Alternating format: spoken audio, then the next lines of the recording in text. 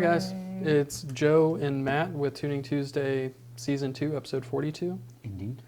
Doing the thing today. Today we're talking about Boost. What is Boost? What is Boost? What does it do? Why do you want it? You always want it. Why do you also kind of not want it, if you really think about it? Yeah. So, all right. We seem to get a lot of this sitting in the tuning department. We get emails on, I want this much boost. Right, I want this much boost. I'm only making X amount of boost. I want more boost. And then we have to explain it. Yep. So we're going to teach you. About boosties. So, I think we should start with the air that we breathe, because that's the same air that the engine breathes. Right. So, It is true. Which makes the horse pressures. exactly. It's a circle. So, boost is typically referred to as pressure, and in our country, usually referred to in pounds per square inch. Correct, because America, And we do everything our different. Units, yeah. We do everything different. So we'll start with American units. Should we go down the absolute versus relative pressure first? I guess we have to start with absolute. So Right. you'll see references to MAP, which is manifold absolute pressure, and then you'll see things that are relative. So the relative point is relative sea level, 9 times out of 10, 14.7 psi, or relative 100 kPa, Right. or 1 bar, which is 14.5 psi.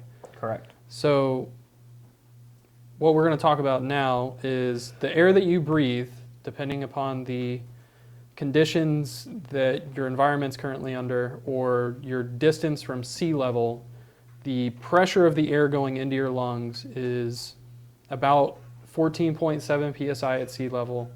So Yeah, give or take. yeah, just kinda it depends on how close you are to atmosphere. sea level. Correct. And the ambient conditions, like let's say low pressure systems in versus a high pressure system, Correct. temperature and all that stuff. So But we don't need to overcomplicate it. yeah, so 14.7. starting point is technically 14.7 psi. So your engine is already at 14.7 pounds of boost. If we're at sea level, Right. under nominal conditions, Correct. 14.7 psi. That means there is 14.7 psi of air pressure shoving air into the throttle body of your So- naturally aspirated engine. So that is not 14.7 pounds of boost, that is your starting point. So convert that 14.7 to 0, and Yeah. that's your starting point. Right. All right, so that's absolute pressure. So absolute pressure at sea level starts at 14.7 psi. So if you're looking at an absolute pressure sensor, at key on, engine off, Right. if your conditions are perfect or nominal, then you'll be at 14.7 psi. So now you start the engine. What does it do?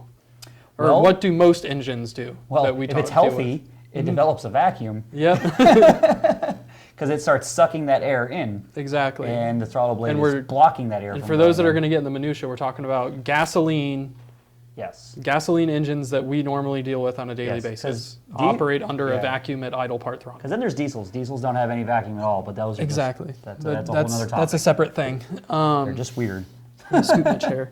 So 0 psi boost is 14.7 psi absolute or 0 psi relative. Correct. An engine at idle is going to generate anywhere between 5 to 10 psi of vacuum at idle, Correct. depending on the cams that are in it. Yep. All that type of stuff. So that brings you from your 14.7 psi or 0 relative down to 5 to 10 psi, depending on where we're at Correct. on a manifold absolute pressure sensor. All right, so now we'll get into boost. Right. You are completely filling the cylinders Right. and then some. So your engine moves a certain amount of air based on its displacement and how efficiently it sucks air in and Right. pushes You it have back your out. piston going down, and it is filling that cylinder times 8, 6 or 4, And that's some your- 5s. Exactly. It is filling that cylinder with its amount of volume, depending on bore and stroke. A lot of engines are capable of achieving more than 100% volumetric efficiency, which means that they're actually going to, because the piston is going down at an elevated speed, it's actually going to overfill that cylinder slightly. But if you get some decent scavenging, right, that's if you where get some decent scavenging, you're going to overfill that. But for the sake of argument, we're going to say you get 100% volumetric efficiency, which means that cylinder is filled 100% of the way with the air and fuel mixture that it is designed to use. So then we go into, well, what is boost?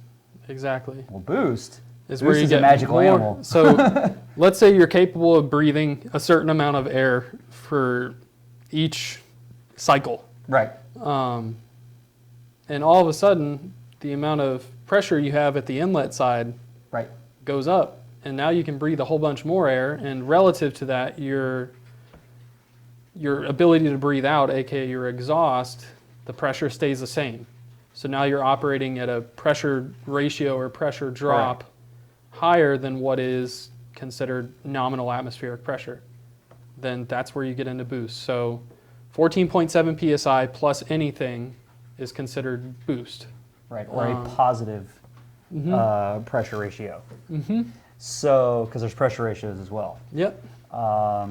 So basically, when you take a supercharger or a turbocharger or anything of that nature, and you take the air that's all around us, and you start shoving it into the engine, now all of a sudden you're getting more air into that engine than what that cylinder was originally holding. So like a supercharger, for example, it's spinning most of the time at a faster rate, depending on the displacement of the blower, at a faster rate than the engine itself is. So based on that displacement of air, the supercharger is able to push out versus what your engine's able to ingest in under the same conditions is where you start generating boost versus being in vacuum. Same with a turbocharger. If your turbocharger is able to force more air out of its discharge than your engine's able to normally suck in, that's where you're in boost. Yep, and then obviously because you are shoving a larger amount of air and fuel into the cylinder, your horse pressure is going up. Exactly. And that's where like the funny thing behind horse pressure comes in. Yes, we always joke around, it's horsepower versus horse pressures. Exactly. So, so that's the basic gist on boost. So then we get a little bit more technical because this is where we get into, oh, I want to make X amount of boost. I want to make X amount of boost. Boost is actually just a measure of the restriction or a partial measure of the restriction of your engine. I'd say that's like a secondary thing of it. It's, yeah. It can be more directly correlated with airflow versus ambient pressure, but as the engine, because the engine is just a fancy air pump. That's all it is. Yeah. So if you remove restriction, aka ported cylinder heads, larger exhaust, larger camshafts, breathe in, breathe out. Breathe in, breathe out. If you make the engine less restrictive, and the supercharger is putting out the exact same amount of air, your boost is going to go down because the restriction is going down. So there is not as much restriction against that airflow, and therefore the pressure is going to go down. So let's call it conditions here. Let's say you're at 24.7 psi of absolute pressure, which would be about 10 pounds of boost at sea level, and you all of a sudden you're nozzling the exhaust. So you're changing the amount of flow the exhaust has a potential to flow. Like you stuff a cat. Like you stuff a cat. So your intake side, you're moving a consistent volume of air with your turbo, your blower, your anything. You're moving a consistent amount of air there, but now you're not able to get the air out. You're pushing it in, you're not able to get it out. That's where you can increase boost inside the manifold without increasing airflow. Yep. And that's bad. And that's very bad. Because then you start generating more cylinder pressure, which doesn't help from a power making standpoint because then it's a parasitic loss. But in addition to that, I guess what we're trying to get at here is if you're trying to target a certain amount of boost, keep in mind that there's other factors involved that can either increase or decrease the amount of boost your setup's making based on the amount of restriction on the intake side or exhaust side that the engine has. And even cam timing can affect boost. Yeah, cam timing can certainly affect boost. It's a pretty common knowledge that you can take a Coyote and you can raise or lower boost by 2-3 pounds of boost by moving the cams doing around. wild things with cams. Right. Because you're opening, if you're putting a bunch of overlap in them, IVO your versus boost is EVC. going right out the exhaust pipe. Yep. So that's just what we wanted to say as far as, because we get a lot of people that seem to correlate boost to horsepower. And while that's true in a sense that generally speaking you add boost, you add horsepower because you're shoving more air into the engine, that's not always the case because there's that secondary effect of the restriction on the backside of things. For 90% of what we do, blower speed is more important as Yes. long as we know all the other factors than a measured boost pressure is. Although it's a good thing to have to know where everything's sitting, it's not the end-all be-all. Essentially what to us is more important is to know your horsepower goal, not your boost number goal. But it's hard because so many people talk in terms of boost that we Right. almost have to go to that factor.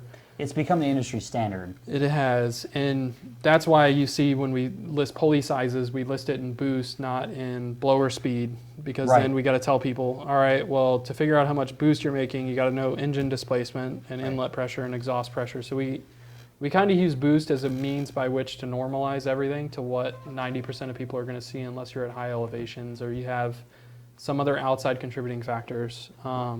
Well, and that's kind of where we go into which one of our topics here is how do we control the boost? How do we raise or lower it? And before we start on that, I want to yes. hit a couple questions. Oh, I didn't see that one yet. So, Bossman. Bossman12 Boss, I never knew that my lungs are boosted. I need to port them out so I get more boost. Oh, Well- I won't go there. I had a thought. I won't go Lung there. capacity. Lung capacity. So your stroke and bore of your lungs. I mean, it's true. Yeah, if you want, you can get a nasal passage enlargement,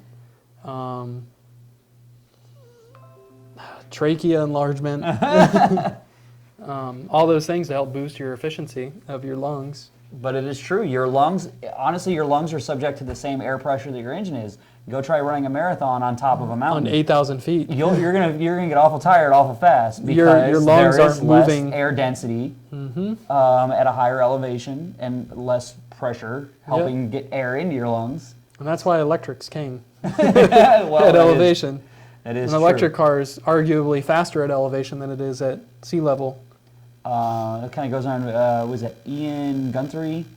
This is why the PSI gauge means nothing and should be replaced with an air density. He's basically more or less correct Yeah. because a PSI gauge is just how hard you're pushing. But it doesn't, the PSI is how hard you're pushing, but that's not what you're pushing or how much is actually getting in. Exactly. Air density will definitely tell you that. So, But are you measuring inlet air density or are you measuring well, both are in-cylinder charge air density? both of them are a factor because one goes hand in hand with the other. Travis, sounds like witchcraft. I know that you understand what I'm saying, Travis. Don't play coy. And then Bossman12, if you had your choice between a boosted engine or a non-boosted engine making the same power, which one would you prefer? Ooh, that's a tough one because we live in a real world, and Getting a non-boosted engine to make the same power as a boosted engine. right, it becomes quite radical in Yeah. terms of builds.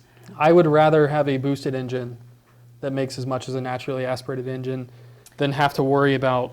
Generally, if a boosted engine is built properly, it's actually less stressful on things.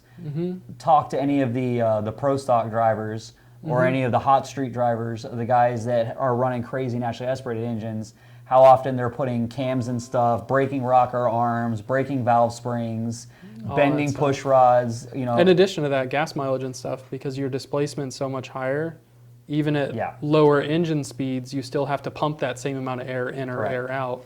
generally speaking, that's where that no replacement for displacement thing came from. Is if you have a fixed amount of pressure, which is atmosphere, pushing into the engine, your only way to make more power is to increase volumetric efficiency, which is a slippery slope, or just make the hole bigger, the cylinder bigger. And that's where your displacement comes from. Make it so you push start a whole more going air in, bigger more and out. bigger and bigger with a larger increased stroke. You're physically making the cylinder larger so it can hold more air and fuel. Increasing capacity and discharge. Correct. Boost is a nice way of getting around that because you can fill that cylinder with the extra. You can take, if you have a 1 cubic liter cylinder and you give it at 15 pounds of boost, Yeah. all things being the same, that 1 cubic liter cylinder now has 2 cubic liters worth of air in it. So it makes 2 cubic liters worth of horsepower, but it's still 1 cubic liter. So anytime you're not watt, it drives like a 1 cubic cubic liter liter motor. engine, which is in some ways better. But different strokes for that's different the long folks. way for, I'm pretty sure I'd want my boosted engines. Yeah, exactly. All right, now that we've done a few, we'll come back to more questions in a bit. Oh, we're getting some here. What is boost? So we kind of covered it, but we didn't. How Does we boost control- relate to horsepower if it does at all?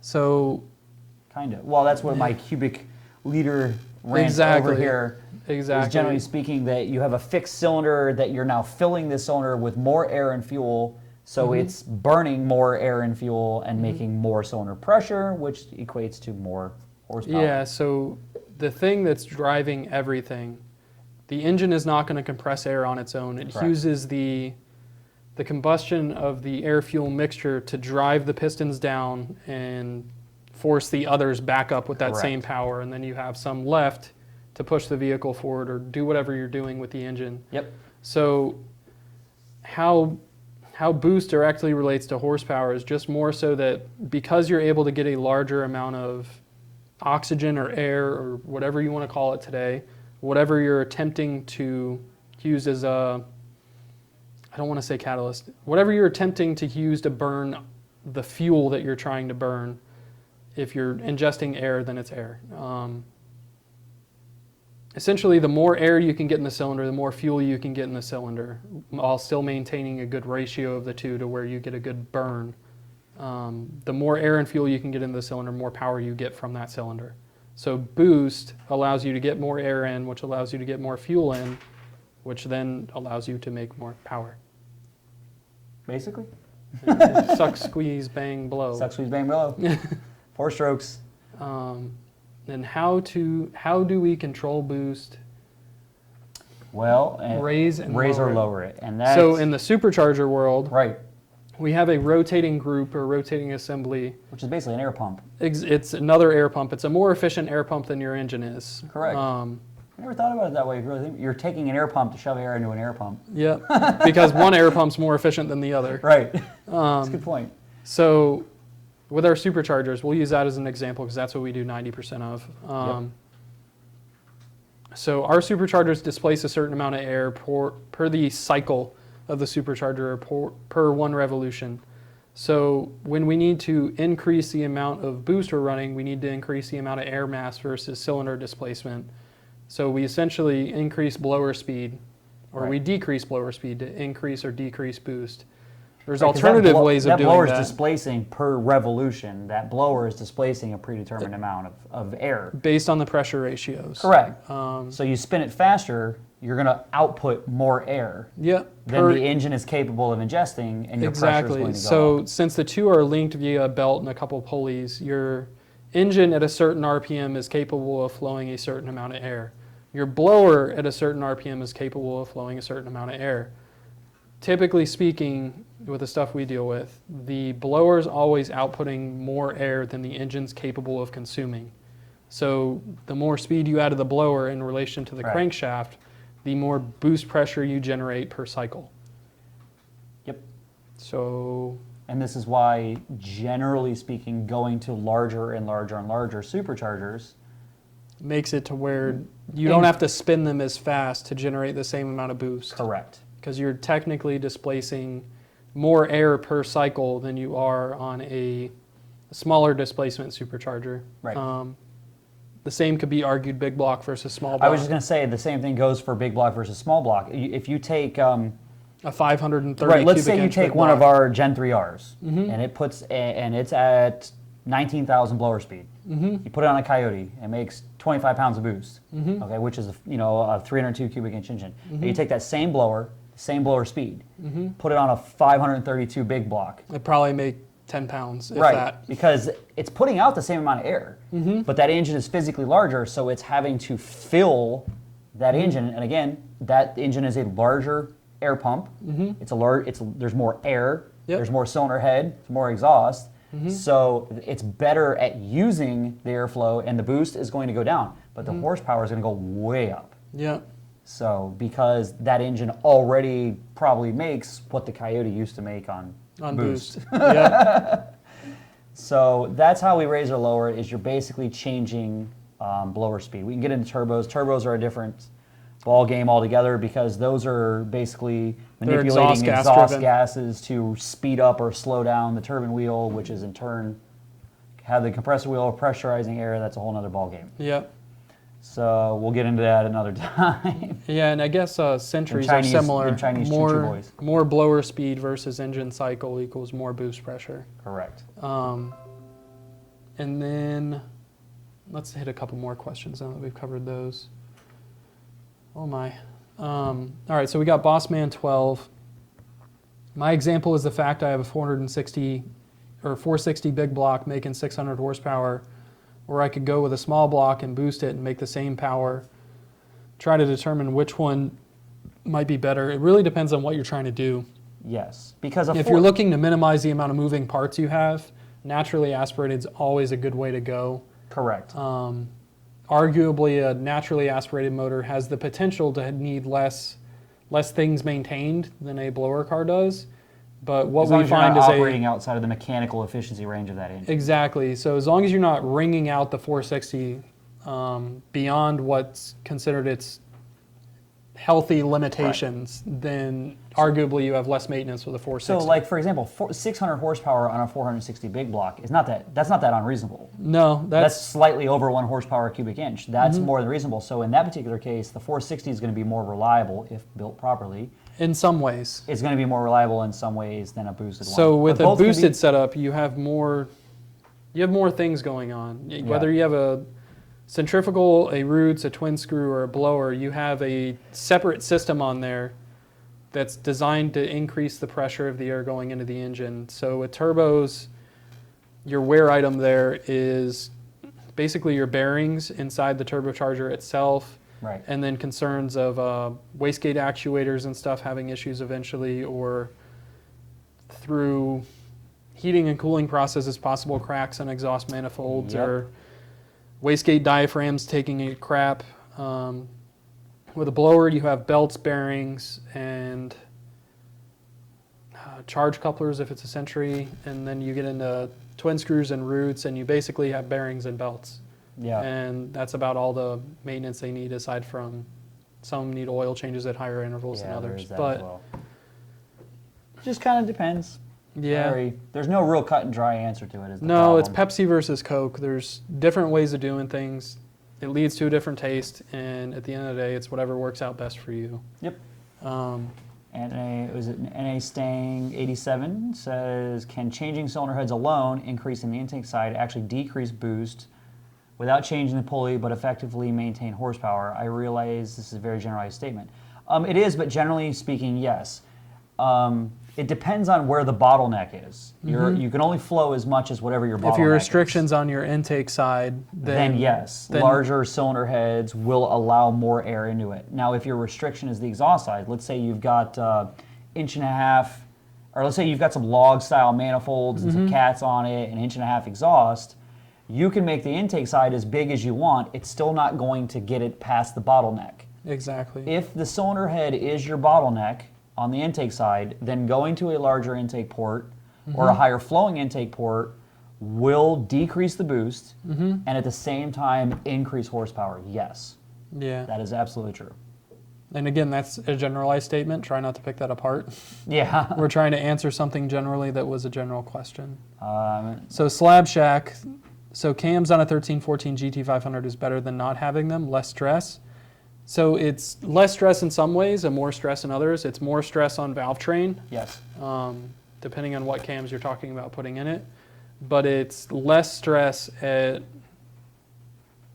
kind of like peak cylinder pressures, and it's less stress in the sense that the engine's able to pump air in and pump air out more effectively with camshafts if we're just Right. doing generalized performance camshafts. In certain operating ranges of the engine, it's able to pump air in, pump air out better than it was previously. Correct. And also, this is a slippery slope, but take into account that if you were to, generally speaking, you put camshafts into a motor, it's more efficient at pumping, so your boost is going to go down. Mm-hmm. Well, as we all know, there is a direct correlation between pressurizing air and heating air. It's impossible to pressurize air and not heat it. It can't be done. This is why we need intercoolers. What is it, PVRT? Ideal gas law? Oh, yeah, something like that. So that being said, if anytime you can decrease the boost while increasing horsepower, you're helping because your heat output from the blower is going down, and therefore the thermal load on the intercooler is going down, and a couple other things as far as that nature is concerned. So there's another way of looking at it too. So off topic, Eric Garcia, I see Chuck's car is majority a single color now, wrap or paint. The people that advertise it call it a wrap. It's a sprayable wrap, so that's... Kind of like a fancy plastic dip. Yeah. I wasn't going to say it, but I've said it. That's what they call it, so that's what I'll call it. How can you determine the best AR housing better than just trial and error? That depends, because there's, that's where we get into turbos. AR housings, or AR size, depends on if you're talking about on the compressor side or the turbine side. Generally speaking, we're talking about the turbine side. Yep. The AR is pretty much the angle at which the blade angle is inside the turbine and the entrance of it. There's a couple other things. And the ratio of the inlet versus outlet. It's kind of like the inlet of the turbine housing versus the size of it. Right. At like the, would that be the inducer? Yeah, inducer and exducer. Yeah. So again, generally speaking, this is where you would look at, if you knew the size of your engine, you knew the airflow that you needed, you would look at the compressor map, or you would look at the turbine map, and you would determine I basically need to be in this range of the map. It kind of gets pretty complicated. Most people just do it by experience. Most people know that this turbo on this size engine is going to generally need this much AR on the hot side to flow what it needs to flow. And that stuff, usually people, when they're talking about AR, their concern going into it is making sure that it's going to spool. Right. And then when they find out they're generating too much back pressure and it's not really making good peak power, they're like, oh, well, I need a bigger AR now. Right. So there is that.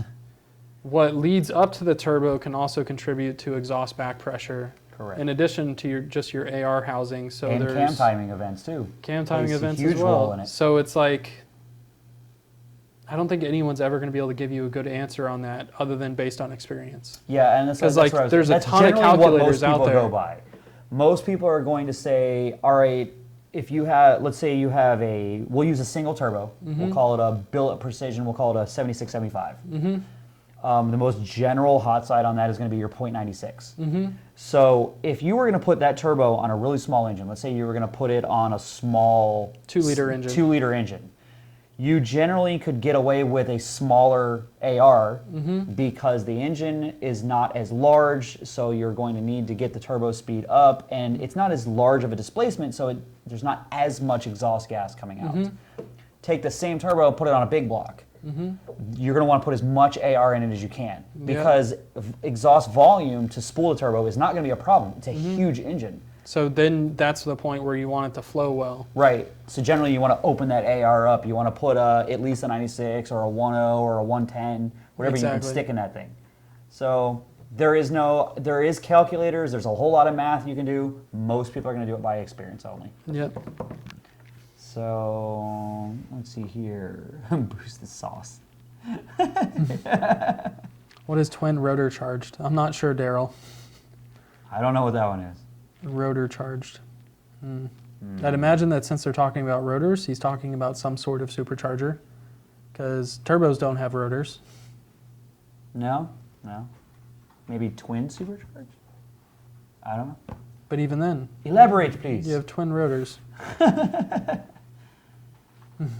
Daniel Dimitri, boost is sauce. He's clearly seen the videos of my my boost gauge in my truck. I changed the name in my N gauge from boost to sauce. I like it. The amount of sauce. It's the quantity of sauce being ingested into the engine. I like that. Bossman 12, Boss, is there anything on the market that is made to protect the engine from what you said about wastegates failing so you can save your motor so you don't overboost or detonate?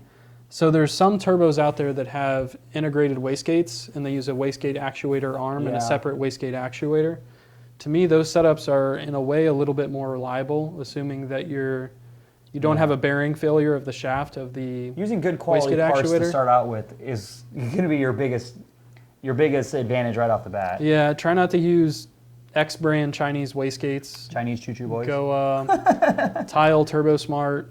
Yeah, anything like that.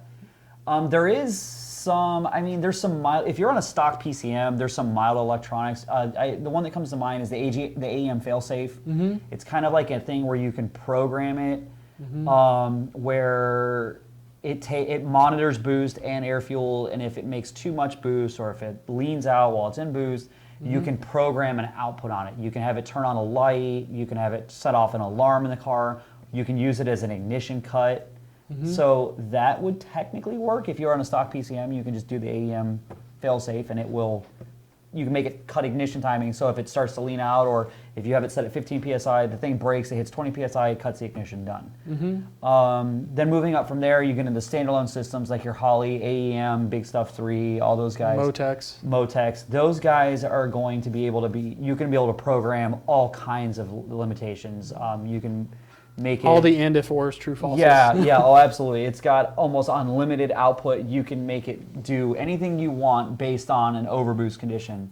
So yes, you can definitely save your engine from an overboost condition with an aftermarket PCM. Factory one gets a little bit more tricky. Yeah.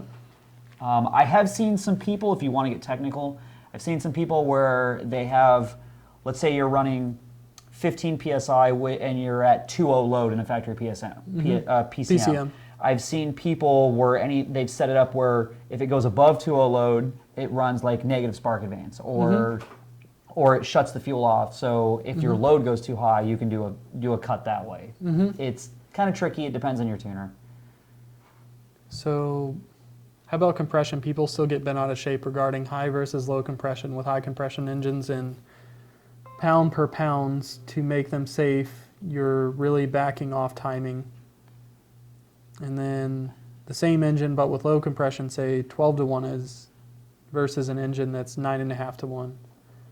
So that's a tricky... A factor that plays into compression is the fuel that you're using. So if we're talking about people wanting to run 20 pounds on a 10 to 1 engine on 93 versus 20 pounds on a 8.5 to 1 engine on 93, I'd say that's where it matters more. Yes. Previous to the somewhat modern days of ethanol fuels available at pumps in a wide variety of places, some places more common than others.